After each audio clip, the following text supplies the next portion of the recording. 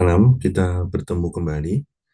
Pada sesi ini, saya akan men-sharingkan terkait dengan Internet of Things dan Smart City. Jadi materi ini adalah bagian dari materi yang harus rekan-rekan mahasiswa pelajari sebagai bagian dari masyarakat digital.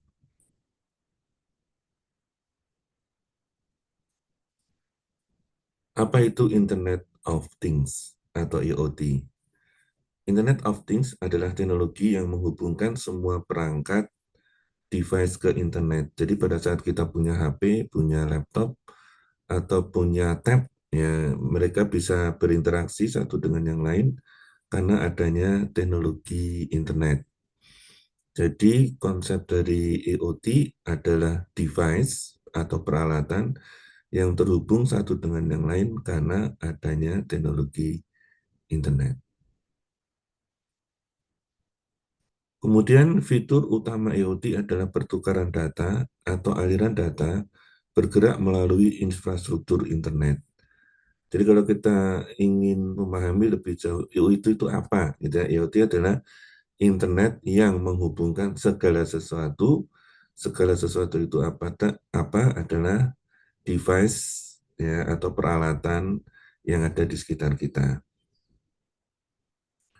Sehingga IoT muncul seiring dengan kemunculan gadget ya seperti smartphone, wearable atau device. Jadi ini adalah salah satu contoh gambar di samping ini. Sebentar.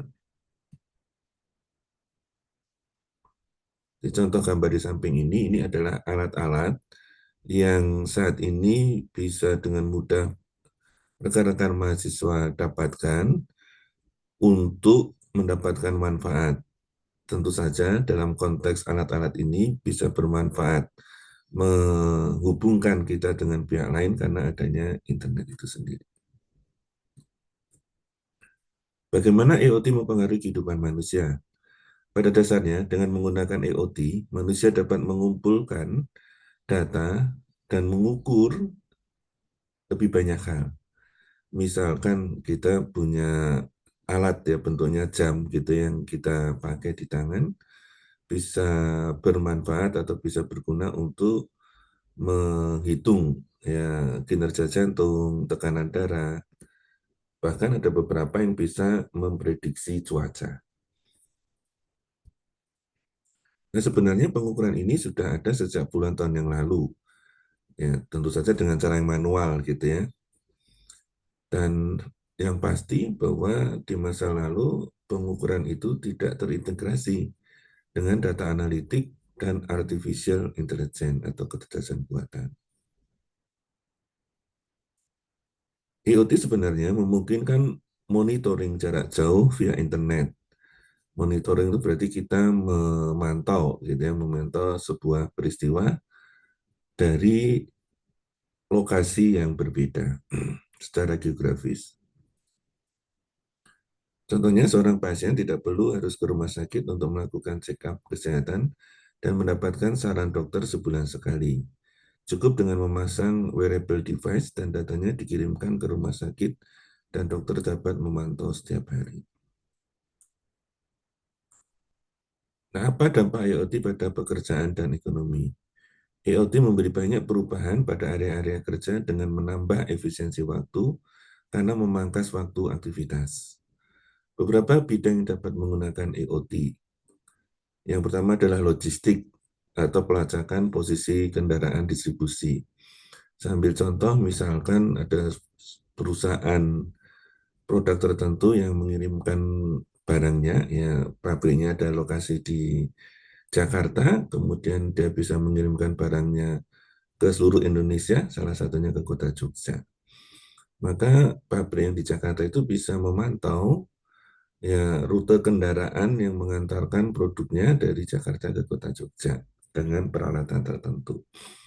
Nah, itu kita sebut dengan penggunaan IoT di sektor logistik. Kemudian penggunaan IoT di manufaktur. Ya, biasanya dipakai untuk monitoring kondisi mesin. Jadi biasanya ada di perusahaan tekstil gitu ya, di mana mesin tekstil mereka atau pemintal mereka dipasang atau diletakkan sebuah tracker gitu ya, atau alat penghitung ya yang menghitung kecepatan mesin. Sementara kalau pihak supervisornya itu ada di Tangerang begitu ya, dengan peralatan EOT ini, supervisor tadi bisa melihat kinerja mesin yang ada di pabrik di Jakarta hanya dengan menggunakan bantuan komputer. Jadi ini adalah salah satu contoh EOT di dalam sektor manufaktur. Kemudian untuk aspek kesehatan, tadi sudah dicontohkan bahwa dokter bisa saja meletakkan, ya, memastikan ada satu pasien yang menggunakan alat pengukur detak jantung gitu ya secara real time, di mana pasien itu di rumahnya, tapi dokter bisa memantau gitu ya setiap saat kinerja jantung pasien itu dengan jarak jauh atau di remote. Kemudian layanan masyarakat memperlancar komunikasi. Ini biasanya kalau di yang pernah saya kerjakan itu melakukan update data apa KTP gitu ya. Layanan di Jogja itu sudah bisa menggunakan via WA gitu ya, yang secara komunikatif menunjukkan bahwa proses perbaikan datanya sudah sampai sejauh mana, sehingga pada satu kondisi tertentu diinfokan kita yang penduduk yang sudah direvisi datanya bisa datang ke kantor gitu ya untuk mengambil dengan komunikasi via WA.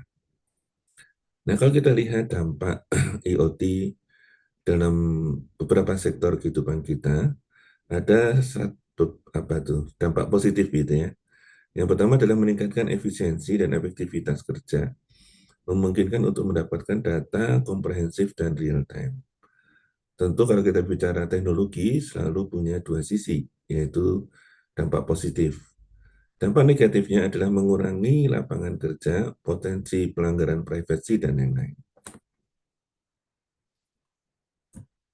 Nah, permasalahan pada IoT, karena IoT terhubung ke internet, jadi segala device, peralatan yang bisa saling berinteraksi satu dengan lain, gitu ya, karena adanya teknologi internet, potensi masalahnya itu apa?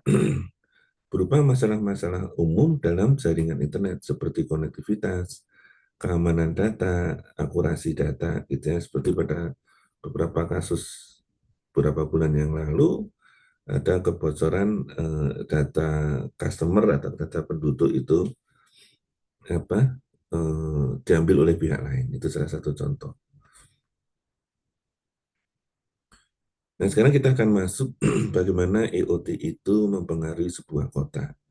Jadi konteks kita adalah masyarakat digital, di mana masyarakat itu tinggal pada area tertentu dengan fasilitas tertentu gitu ya.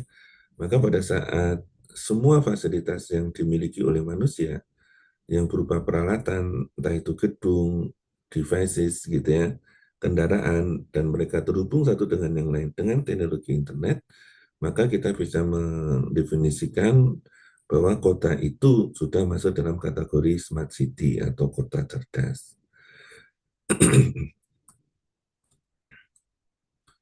Nah, smart city itu apa? Smart city adalah sebuah konsep kota cerdas yang membantu masyarakat memenuhi segala kebutuhan, baik kebutuhan administratif maupun kebutuhan sehari-hari, dengan mengelola sumber dayanya secara terintegrasi dengan teknologi informasi.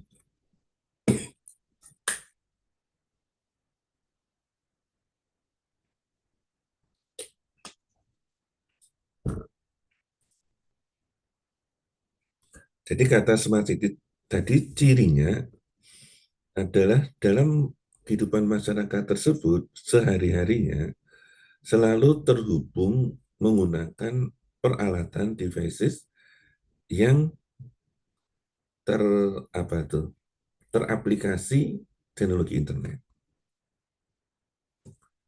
Nah, dimensi smart city itu seperti apa gitu ya? Ada beberapa hal. Yang pertama adalah ekonomi pintar gitu ya. Kalau kita bicara pada konteks sekarang, kita bertransaksi gitu ya, membeli sesuatu sudah tidak lagi menggunakan uang cash gitu ya, tetapi pakai QRIS atau aplikasi yang lain. Mobilitas pintar. Dalam konteks sekarang ini, mobilitas pintar dalam tahapan tahun-tahun ini ya, ada Gokar, ya seperti itu. Kemudian masyarakat pintar. Masyarakat pintar dalam konteks ini ya orang-orang, kelompok masyarakat tertentu yang terhubung satu dengan yang lain gitu ya, dengan adanya teknologi internet seperti kita saat ini, bisa rekan-rekan massa bisa melihat video ini ya, tentu karena ada internet. Kemudian lingkungan pintar. Di beberapa kota, fasilitas yang ada di sekitar manusia itu sudah menggunakan teknologi internet. Ya, sambil contoh untuk listrik, ya listrik di jalan itu eh, di beberapa negara mereka sudah mengatur on off dari listrik di jalan itu dengan otomatis, gitu ya. Sehingga pada saat listrik itu dikendalikan secara otomatis, maka sumber daya yang terbang itu menjadi semakin kecil. Kemudian cerdas hidup, ya tentu saja dengan teknologi internet semua bisa dibikin otomatis, maka pola hidup manusia menjadi semakin cerdas. Ya, cerdas itu dalam konteks bisa beradaptasi. Kemudian pemerintahan yang cerdas, ini saya ambil contoh di kota Jogja, fasilitas di balai kota itu banyak sekali teknologi internet yang dipakai untuk melayani eh, kebutuhan masyarakat seperti perizinan, kartu tanda penduduk, dan lain sebagainya. Nah, dimensi-dimensi ini memerlukan monitoring, pengambilan data, pengolahan data, diagnosis, dan mengambil keputusan yang didukung oleh teknologi informasi dan artificial intelligence. Ini ada beberapa blok ya layanan yang ada di smart cities, gitu ya. Yang pertama adalah smart energy, kemudian smart mobility, smart water, smart public services, smart building, dan smart data center. Kita ambil contoh smart building gitu ya. Di beberapa kota mereka mengatur ya sirkulasi udara dan sirkulasi cahaya gitu ya, cahaya masuk di gedung itu sudah menggunakan teknologi internet. Ya, misalkan dalam konteks desain gedungnya gitu ya. Kalau siang hari gimana caranya biar listrik tidak boros ya tentu mendesain pada kondisi tertentu jendela atau dindingnya tidak berbentuk batu gitu ya, tapi dibentuk dengan kaca sehingga sinar matahari bisa terpakai untuk fasilitas aktivitas di dalam gedung itu. Kemudian smart water ini biasanya bagaimana kebutuhan air masyarakat itu dikendalikan oleh komputer ya, jam berapa ya pompa itu harus menyala, jam berapa pompa itu berhenti. Kemudian smart energy ini juga sama gitu ya, bagaimana energi itu digunakan atau menyala itu jam berapa sampai jam berapa itu harus di off kan, misalnya seperti itu. Jadi ini adalah beberapa blok ya aktivitas. Ini sini ada berapa nih? Ada 1, 2, 3, 4, 5, 6 ya. Semua aktivitas ini tentu harus dikelola agar sumber daya yang dibutuhkan oleh manusia dan aktivitas manusia itu bisa berjalan dengan baik. Ya, ada kata efektif dan efisien. Nah, ini adalah beberapa hal yang harus rekan-rekan pelajari secara mandiri, gitu ya. Ada IoT dan ada smart cities. Terima kasih. Nah, sebagai tugas dari rekan-rekan mahasiswa yang nanti harus di-upload dalam sesi ini juga, ya siang ini, silahkan pelajari ya IoT ini beserta ini cermati videonya, gitu ya. Kemudian smart cities ini kemudian cermati videonya, kemudian setiap mahasiswa silahkan mereferensi ya atau membahas gitu ya terkait dengan IoT berbasis pada video ini dan smart cities berbasis pada video ini. Silahkan dikerjakan Untuk uploadnya saya buka sampai jam 5 sore. Terima kasih.